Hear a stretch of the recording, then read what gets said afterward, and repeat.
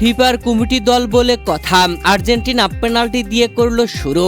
Lautaro Martinez এবং জুলিয়ানোর গোলে হন্ডুরাসকে হারালো আর্জেন্টিনা। প্রিয় দর্শক, ফ্রেন্ডলি ম্যাচে হন্ডুরাসের বিপক্ষে যুক্তরাষ্ট্রের মাটিতে খেলতে নেমেছিল আর্জেন্টিনা। আজ বাংলাদেশ সময় ভোর 6টায় শুরু হওয়া এই ম্যাচে আর্জেন্টিনা দারুণ জয় তুলে নিয়েছে।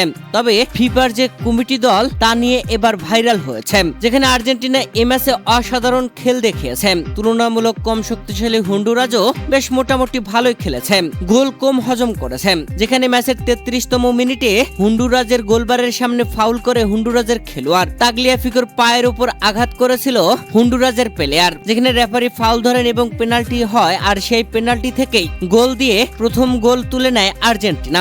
গোলটি করেন লাউতারো মার্টিনেজ, যে গোলটি হয় ম্যাচের 37তম মিনিটে।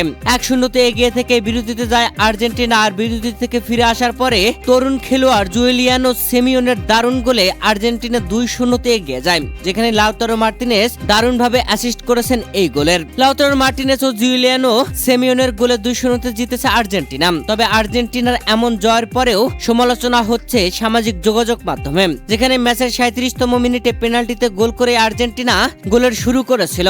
আর এ নিয়ে সামাজিক যোগাযোগ মাধ্যমে অনেকে লেখালেখি করছেন যে ফিফার কমিটি দল পেনাল্টি দিয়েই শুরু তো করবে তারাই, আর্জেন্টিনা তো ফিফার আসলেই কমিটি দল, এমনটাই লিখছেন তারা। তবে একটা কথাই বলতে চাই, ওই ফাউলটা আসলে ফাউলই হয়েছিল, সেটা অরিজিনালি আর্জেন্টিনা পেনাল্টি পাওয়ার যোগ্য ছিল বলেই পেনাল্টি দেওয়া হয়েছে।